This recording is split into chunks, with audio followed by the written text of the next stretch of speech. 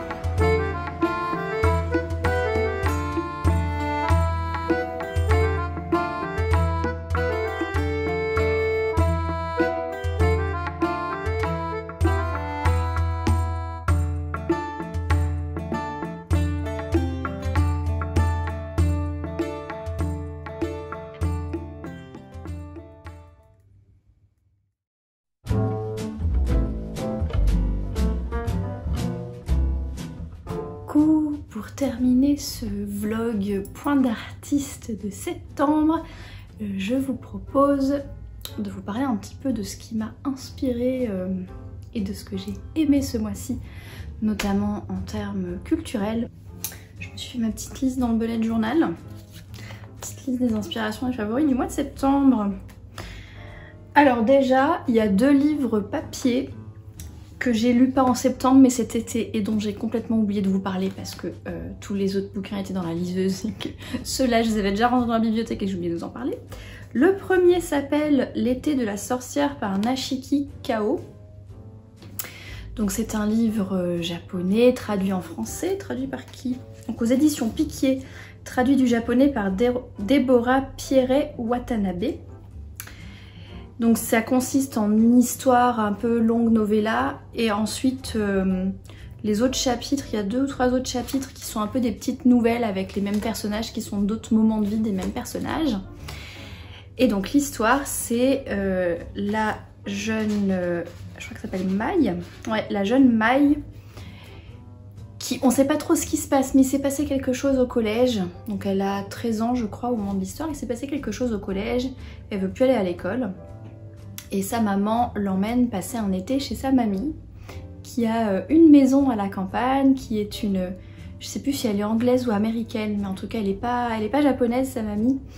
Et c'est un personnage extraordinaire, c'est elle la sorcière du titre. C'est un personnage extraordinaire. Et en fait elle va aider Mai à surmonter son traumatisme émotionnel, etc. En s'occupant du jardin, en profitant un petit peu de la maison, en faisant des tâches ménagères simples, elle cuisine toutes les deux, elle nettoie les draps en les mettant dans des grands bacs et en tapant dessus avec les pieds, enfin bon, plein de choses comme ça et j'ai trouvé ça hyper touchant. Ces bouquins japonais là, je trouve, c'est de la fiction, hein. Je trouve qu'il y a un petit côté Ghibli presque. Moi ça m'a un peu fait penser aux enfants dans Mon voisin Totoro, dont la maman est malade, etc. et qui trouvent leur réconfort dans la nature. Enfin, ça m'a un peu fait penser à cette ambiance là. Et c'est des livres qui sont assez contemplatifs, qui sont assez émotionnels, il n'y a pas des grands rebondissements ou des grandes histoires. Mais c'est des livres qui touchent émotionnellement mais avec retenue et avec quelques détails. Et c'est vraiment le genre de littérature que j'aime énormément. Et le deuxième livre papier que j'ai lu cet été dont j'ai oublié de vous parler, c'est Rendez-vous avec le diable par Julia Chapman, qui est le tome 7 ou 8 des détectives du Yorkshire et où donc on retrouve tous les personnages du village de Brincliffe dans les vallons du Yorkshire, dont les 2 héros, Samson qui est un policier londonien qui venait du Yorkshire, qui était parti pendant plusieurs années faire sa carrière de policier londonien et qui revient, où on comprend depuis plusieurs tomes qu'il a des casseroles derrière lui. Et d'ailleurs dans le tome précédent, ces casseroles de Londres se sont résolues. Et Delilah, qui est aussi une fille de la région, qui tient l'agence des Vallons, qui était à l'origine une agence de rencontres, et je crois qu'elle tient toujours son activité d'agence de rencontres, mais où ils ont aussi depuis quelques mois, depuis que cette série existe, depuis que Samson est revenu, ils tiennent une activité de détective privé. Et donc ce tome-là, Rendez-vous avec le diable, après avoir résolu l'affaire sur plusieurs tomes de Samson dans le tome dernier, là elle résout l'affaire sur plusieurs tomes de ce qui se passe à Brincliffe en fait.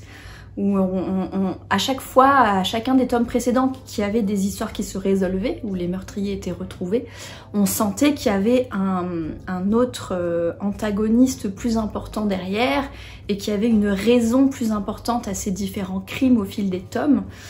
Et là, on arrive au cœur du sujet, je peux pas vraiment vous en dire plus sans vous divulgacher ce qui se passe. Du coup, même si c'est des tomes avec des enquêtes indépendantes, pour le coup, je trouve que ce tome-là et le tome précédent, qui s'appelait Rendez-vous avec la menace, qui était le tome 7, Rendez-vous avec le diable c'est le tome 8. Ces 2 tomes-là, je conseille quand même d'avoir lu au moins quelques-uns des tomes précédents avant de les lire. Et donc les autres livres, ce sont des livres que j'ai lus sur la liseuse et que j'ai lus du coup au mois de septembre. Alors, il y en a un qui s'appelle La 9e maison, The Ninth House par Leigh Bardugo, qui est un livre qu'on a lu entre copines au mois de septembre. Donc c'est un livre d'urban fantasy qui est plutôt adulte que jeune adulte. Ils appellent ça nouvelle adulte maintenant dans la maison d'édition, donc c'est plus 20-25 ans que 16-20 ans, vous voyez, c'est ça que ça veut dire, parce que c'est quand même un livre assez sombre. Ça se passe à Yale, donc l'université prestigieuse américaine à laquelle est allée Leigh Bardugo. J'ai vu dans la biographie, elle s'est inspirée de sa propre expérience d'étudiante, c'est l'université où elle a étudié.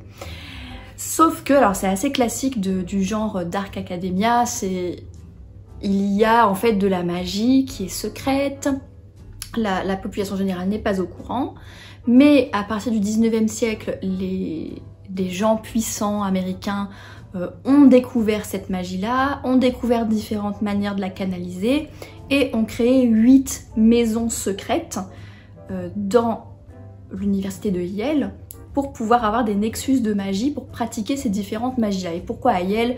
Parce que dans cette ville de, je crois que ça s'appelle New Haven, il y a le voile est léger entre le monde des vivants et le monde des morts, et que du coup il y a des nexus de magie, et que c'est pour ça qu'ils se sont installés là, et que c'est pour ça que les puissants ont installé leur maison dans une université avec des étudiants plutôt que de le faire ailleurs. Donc ça justifie un petit peu, elle a créé, c'est un univers très riche qu'elle a créé, Leigh Bardugo, j'ai adoré ce bouquin, et elle crée quand même, elle essaye de créer une explication sur pourquoi ça se passe dans une université avec des jeunes de 20 ans, alors que ce serait logique que ce soit ailleurs et avec des adultes qui s'occupent de ces pouvoirs-là, vous voyez.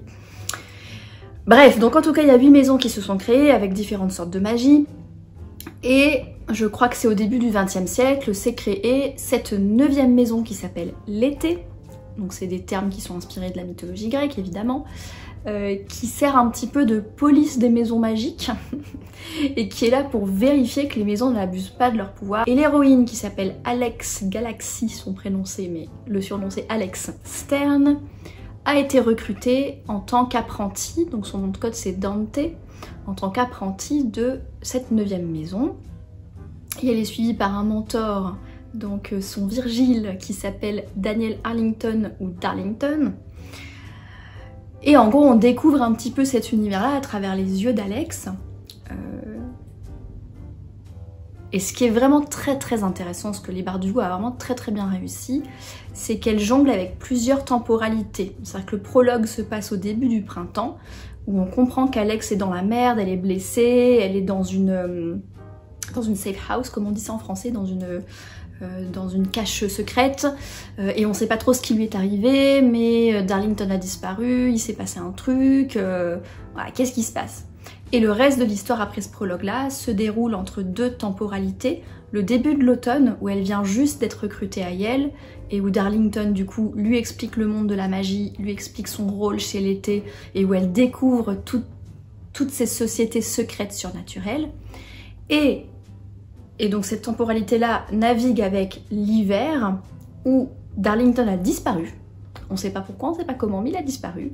Et Alex trouve le cadavre d'une jeune femme, et où elle décide d'enquêter, dans le cadre de sa mission pour l'été, d'enquêter sur ce meurtre. Et donc en fait c'est tout un tas de mystères qu'elle a réussi à réunir les uns dans les autres, Leigh Bardugo, entre pourquoi Alex a été recruté, parce que très clairement c'est les fraternités universitaires où c'est des gosses de riches, etc. Et Alex, je vous l'ai pas dit, mais son passé c'est que c'était une adolescente SDF et droguée à Los Angeles. Donc du coup vraiment dans la pauvreté, dans la misère sociale, qu'est-ce qu'elle vient foutre à Yale? Donc on se demande pourquoi elle a été recrutée chez l'été, premier mystère.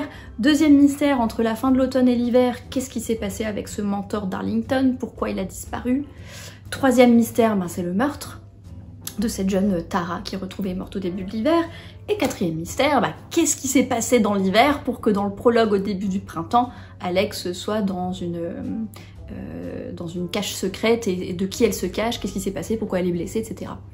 Et les trucs avec beaucoup de mystères comme ça, moi je me méfie toujours un petit peu, parce que c'est beaucoup de promesses, surtout quand il y a un prologue qui se passe dans le futur, c'est beaucoup de promesses, et on peut se dire, on se met à avoir beaucoup d'attentes, et puis quand le mystère est révélé, on peut se retrouver très déçu.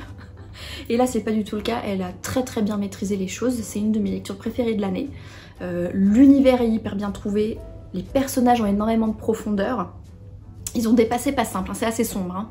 Ils ont des passés pas simples tous, mais ils ont une profondeur émotionnelle, une très grande maturité pour leur âge. Le mystère est hyper bien foutu, elle a bien mis les indices qu'il fallait quand il fallait, on est à la fois surpris mais sans se dire que c'est pas crédible, donc c'est surpris mais sans que ce soit un Deus Ex Machina, c'est-à-dire que quand on le découvre on se dit ah oui, effectivement il y avait ça, vous voyez. Et elle installe bien, parce qu'il y a un deuxième tome, elle installe bien la situation finale à la fin du tome 1 qui va venir justifier le déclenchement de ce qui va se passer dans le tome 2. Donc vraiment, tout est hyper bien foutu. Si j'avais un reproche à lui faire, c'est que Les Bardugo, elle vient du Young Adult. Hein. Si le nom vous dit quelque chose, c'est l'autrice qui est à l'origine de la trilogie Grisha, qui est devenue une série sur Netflix, qui contient notamment donc la trilogie Grisha, la duologie Six of Crows, qui est une de mes duologies de fantasy young adult préférées, et la duologie King of Scars. Donc elle est déjà connue pour son travail de fantasy young adult. Et là, elle part dans le contemporain, donc dans l'urban fantasy, et avec un ton plus adulte, plus mature. Le ton adulte et mature est réussi, les personnages sont réussis. Mais il y a un petit peu ce défaut qu'on retrouve dans la lecture pour jeunes adultes avec les étudiants et tout ça, où on se demande mais où sont les adultes? Pourquoi je crois qu'ils sont 3 jeunes et un seul adulte qui chapeaute le tout chez l'été, ils sont 4. Pourquoi est-ce qu'ils sont que 4? Pourquoi est-ce que ce problème est géré par 3 ados qui ont entre 20 et 22 ans? Quand le Darlington y disparaît, pourquoi c'est une apprentie de 20 ans qui est là depuis 3 mois qui règle ça? Donc elle a fait des choses, vous verrez si vous le lisez, elle a mis en place des explications, contrairement à beaucoup d'auteurs jeunes adultes qui n'essayent même pas d'expliquer pourquoi des enjeux aussi importants sont mis entre les mains d'enfants ou d'adolescents ou de très jeunes adultes. Donc elle a quand même essayé d'expliquer, mais j'ai quand même trouvé, peut-être parce que je n'ai plus 20 ans justement, mais j'ai peut-être trouvé que c'était modérément crédible de laisser autant de pouvoir chez des jeunes de 18-22 ans, quoi. C'est la seule chose que j'aurais reproché à la série. J'ai déjà mis le tome 2 dans ma liseuse, j'ai adoré La 9e maison de Les Bardugo. Ensuite, j'ai lu au mois de septembre le tome 2 d'une série de romances de Régence. Donc la série s'appelle Captive Hearts par Grace Burrows. J'avais lu le tome 1, je sais plus quand, au printemps je crois, qui s'appelait The Captive. Et là au mois de septembre j'ai lu le tome 2 qui s'appelle The Traitor, le traître. Et donc c'est de la romance Régence, donc ça se passe au début du 19e siècle. En l'occurrence cette série-là elle se passe en 1815 puisque c'est après la fin des guerres napoléoniennes. Et les 3 héros, parce que c'est une trilogie, un tome 3 que j'ai pas encore lu, les 3 héros sont des soldats anglais qui se sont retrouvés en France à un moment donné. Le héros du tome 1, il était du coup captif des Français. Et en fait, le héros du tome 2, c'était le traître, celui qui était son tortionnaire en fait à l'époque. Donc c'était un personnage secondaire antagoniste du tome 1, là c'est le héros du tome 2. Et j'étais assez curieuse, j'ai voulu le lire parce que j'étais assez curieuse de comment l'autrice allait transformer un antagoniste qui est vu comme un traître, un anglais traître à la couronne, tortionnaire, etc. Comment est-ce qu'elle allait le tourner en héros? C'est un petit peu tiré par les cheveux l'explication, mais elle s'en est pas si mal sortie que ça. Et donc là, évidemment, en fait, toute l'histoire, elle est autour du fait que justement, il n'a aucun statut social, enfin en tant que quelqu'un qui est vu publiquement comme un traître. Il a des duels, enfin des gentlemen vétérans de guerre qui lui font régulièrement, qui le provoquent régulièrement en duel. Et il rencontre cette femme qui est ce qu'on appelle une poor relation, enfin c'est une cousine qui a plus de père, qui a plus de frère, qui dépend de la générosité de son cousin et qui veut devenir gouvernante parce qu'elle en a marre de dépendre, d'être en gros servante gratuite dans la maison de son cousin, et qui se retrouve à travailler pour la mère de ce héros. Et du coup, il commence à se créer quelque chose entre les deux, mais le conflit narratif, c'est que lui, comme il est en danger à un moment donné de se faire tuer en duel, et que sa réputation sociale est mauvaise, il veut essayer d'aider cette héroïne, mais il ne veut pas que sa disgrâce sociale lui retombe dessus, qu'elle se retrouve veuve ou quelque chose comme ça. Donc voilà, il y a tout un conflit narratif qui les empêche d'être ensemble, ce qui est très classique dans le genre de la romance Régence. C'est pas le meilleur bouquin que j'ai lu, mais Grace Burrows, je trouve que c'est quand même assez sympa ce qu'elle fait. Elle a un style de plume qui correspond quand même à l'époque. On n'a pas cette espèce de dissonance, d'avoir des personnages qui parlent trop comme le 21e siècle. Et même si certains de ces conflits narratifs sont un tout petit peu tirés par les cheveux, on n'imaginerait pas ça chez Jane Austen, je trouve que ça reste suffisamment immersif et suffisamment crédible pour qu'on passe un bon moment à lire ces livres. Ça m'énerve, on est le 20 septembre et je crève encore de chaud. J'ai mis une chemise parce que j'ai envie de mettre mes trucs d'automne, il fait encore chaud. Ensuite, j'ai lu un mystère cosy qui se passe dans les années 20, je crois que ça se passe en 1923, à Londres, dans un milieu académique. Et ça s'appelle, très exactement, A Botanist's Guide to Parties and Poisons, par l'autrice Kate Cavary. Je ne sais pas si c'est traduit ou pas, je vous mettrai le lien Goodreads des différentes éditions, comme ça vous pourrez voir si d'ici que vous voyez cette vidéo ça a été traduit en français ou pas. En gros, c'est un... J'ai bien aimé en fait l'association entre le côté un petit peu mystère cosy, ça fait un peu penser à Miss Fisher qui est un mystère cosy qui se passe dans ces années-là aussi mais en Australie. Et le côté justement un peu académique, Londres des années 20, c'est juste après la Première Guerre mondiale. Donc j'ai bien aimé ce mélange mystère et historique en fait. Où on a donc c'est une étudiante, enfin assistante de recherche botaniste, d'où Botanist Guide, le guide. Oui, je vous ai pas traduit le titre. Ça veut dire le guide d'une botaniste, un guide des soirées et des poisons par une botaniste. On pourrait traduire ça comme ça. Et en gros, c'est une assistante de recherche qui est botaniste, qui travaille du coup sur des plantes. Qui est invitée à une soirée avec son directeur de recherche et tout un tas de chercheurs. En fait, c'est une soirée de levée de fonds. Donc il y a tout un tas de chercheurs, de professeurs, de choses comme ça. Et il y a aussi tout un tas de financeurs en fait. Et de mécènes qui financent la recherche universitaire. Et pendant cette soirée, quelqu'un se fait empoisonnée et se retrouve dans un coma. Je crois qu'elle ne meurt pas. L'épouse d'un directeur de recherche tombe dans le coma. Et donc il y a tout le côté whodunit à la Agatha Christie qu'on aime bien. Donc avec différents suspects, différents indices, etc. Une révélation à la fin, etc., etc. Donc c'était plutôt agréable à lire.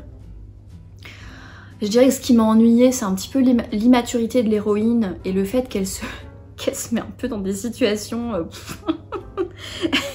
Puis c'était un petit peu répétitif quoi, c'était un petit peu je cherche un indice, je manque de me faire repérer parce que je suis rentrée par effraction dans un bureau, dans un truc, je ressors avec mon indice et je sors une théorie, mais mon compagnon d'enquête trouve que cette théorie n'est pas valable pour XY raison, ah bah mince alors faut continuer à chercher et rebelote.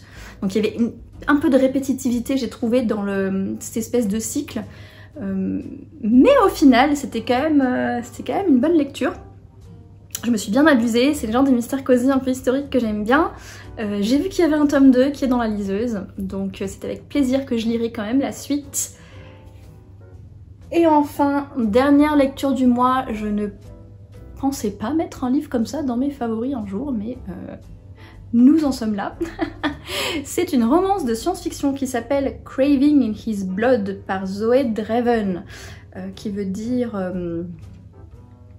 je sais même pas comment est-ce qu'on peut traduire craving. Un désir urgent dans le sang. Et quand vous regardez la...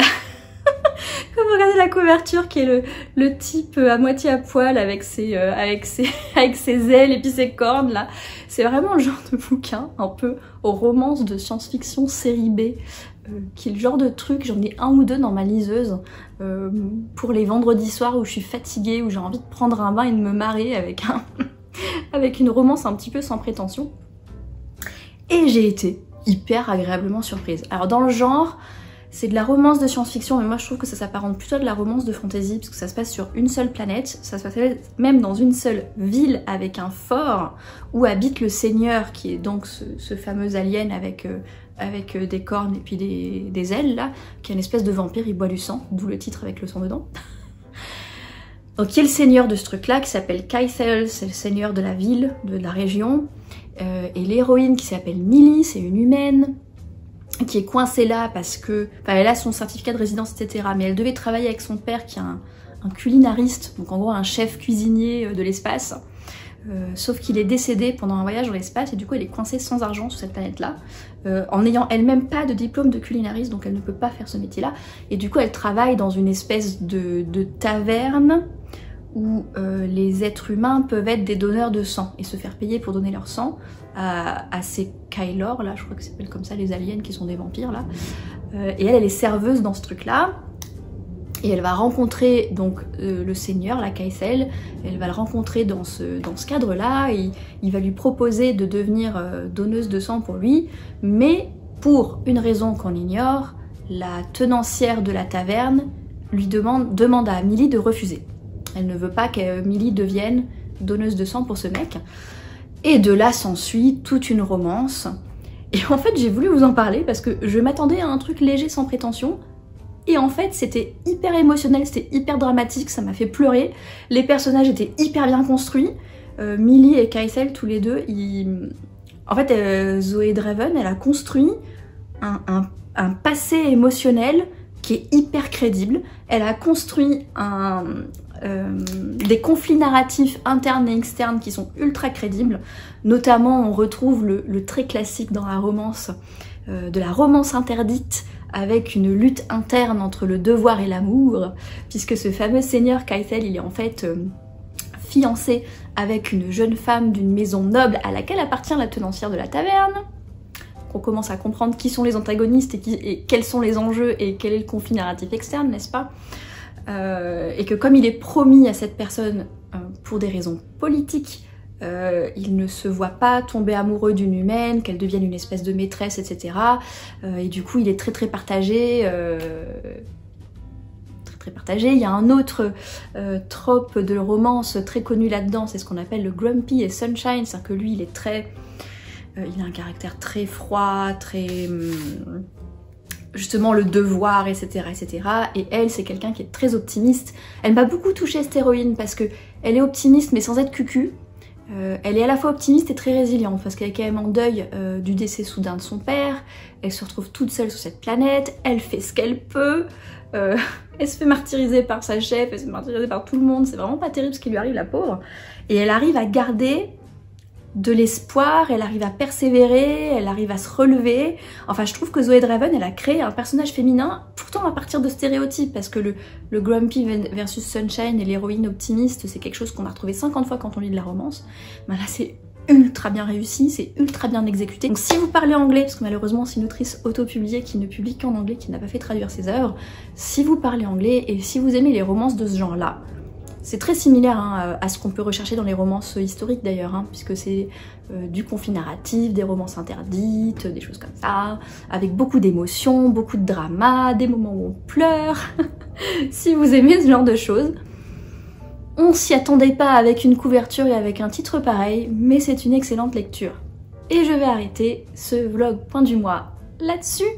J'espère que ça vous aura plu.